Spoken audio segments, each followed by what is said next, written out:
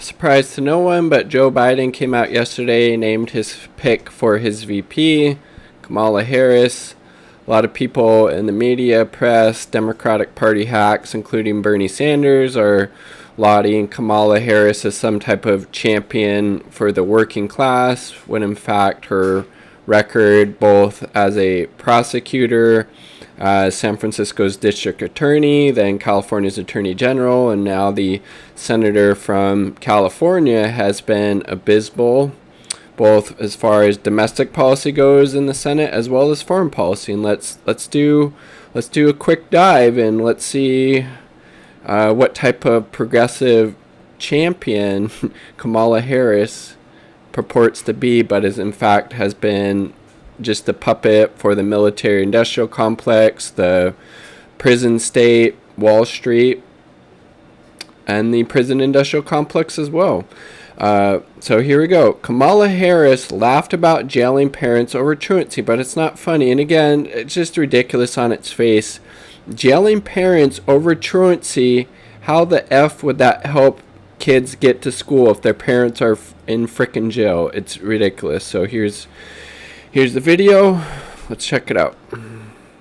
I would not be standing here were it not for the education. I would not be standing here. Some of the Commonwealth Club, I believe, from 2010. And I know many of us would say the same thing. And I believe a child... Joe Biden's VP choice. So I decided I was going to start prosecuting parents for truancy. It's fucking ridiculous, dude. Well, this was a little controversial in San Francisco. It should be controversial anywhere. And look at that laugh. She's literally laughing about locking up and jailing parents. Probably a lot of these parents, some of the most vulnerable, marginalized, oppressed. She's locking them up about jailing them for their kids being truant at school. Come on, Biden Harris 2020. We're going to lock your kids up and your parents. Jesus Christ, dude. And frankly, my staff went bananas. They were very concerned because we didn't... All right, so there you go. I mean, that's just disgusting. Explaining her decision as San Francisco DA to get tough on truancy.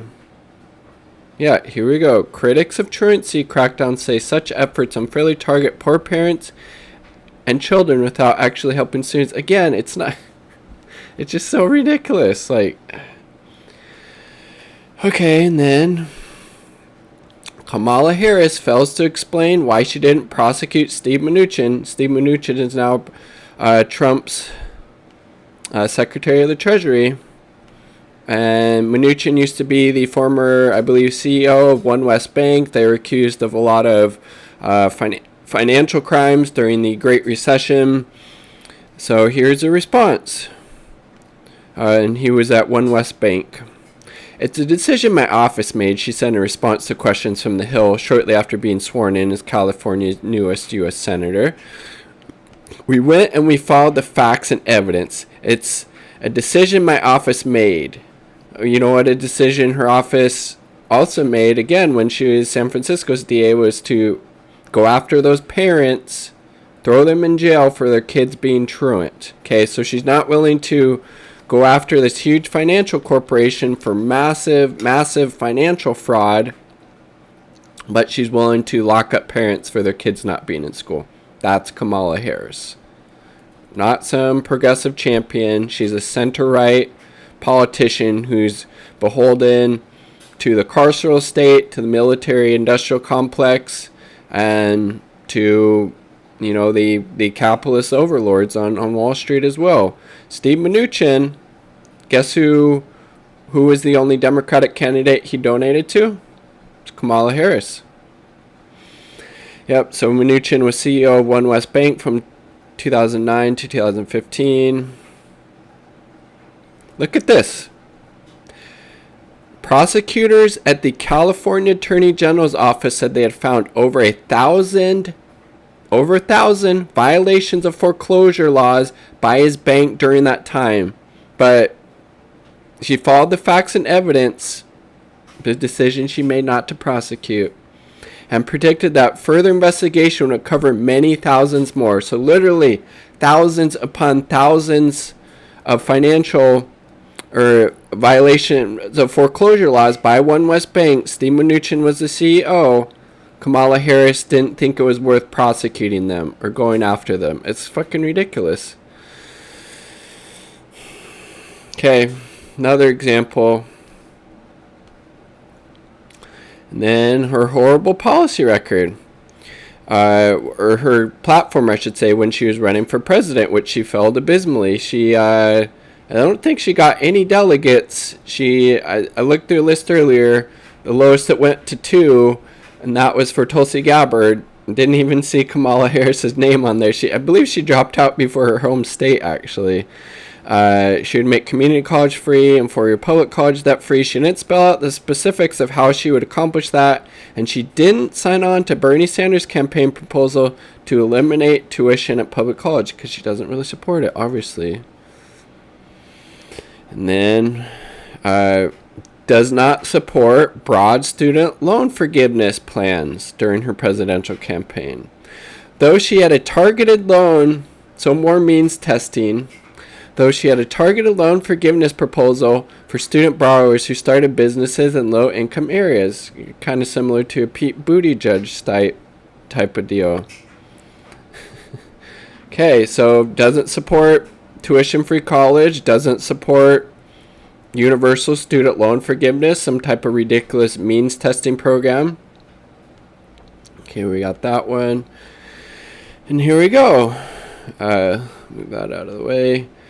Kamala Harris rips Russian bots for Kaepernick Führer? Says they're coming for her. Okay, and this was on the Breakfast Club. How long ago? Probably last year. So that's what they start to do. That's what they start to do. They did it then, they will do it now. You know, people it's a nice have said, microphone. if you look at, for example, the heat that ended up around the bend the knee and Colin Kaepernick. Many smart people have said it actually was not a bot. The Russian bots started taking it.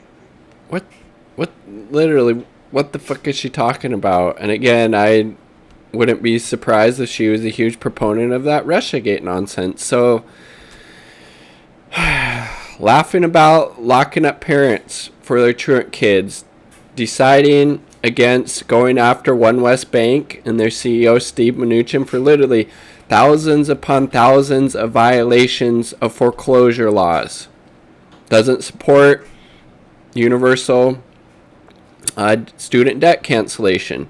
Thought Russian bots were behind the Colin Kaepernick's move to take the knee. And then here we have another example more recently. This is from Wednesday, July 22nd. Common Dreams. Top VP contenders diverge as Warren votes yes and Harris votes no on slashing Pentagon budget. And again, I wouldn't call slashing. This is a very, very, very small cut of 10%. Again, the United States spends more than the next 10 countries combined on its military. We need to be cutting that S drastically, like on the accord of like 75, 80, 90%, and we'll still be just fine. Let's see. By voting against the proposal to cut 10% from the Pentagon budget and reinvest in housing, education, and poverty alleviation, Congress and Harris, because again she voted against this, has chosen to double down on the failed status quo. That's Kamala Harris in a nutshell, doubling down on the failed status quo. I mean, for God's sakes. Kamala Harris doesn't even support a 10% cut in the military budget when it's already massively, massively bloated during a pandemic to fund housing, education, and poverty alleviation during an economic absolute catastrophe, okay? It's ridiculous. It's ridiculous. Okay. And then here's one more example. Again, this is a long, long list. These are just the ones that came to mind, and there is a lot more. Again, and this isn't one I included, but I made a recent video. You could go back and look. She fought against a Supreme Court ruling that ordered California state prisons, jails, to release some of their low-level offenders because the prisons were so overcrowded. It was like one bathroom for 57 incarcerated people. They were just supremely overcrowded, and that's a violation of those people's civil rights, fair, cruel and unusual punishment. So Kamala Harris laughs at marijuana use despite putting 1,560 people away for it. Okay. Newly released video footage shows Senator Kamala Harris laughing at the use of marijuana after a woman standing nearby said, "Good vibes, smells like yoga or weed," Harris said while laughing.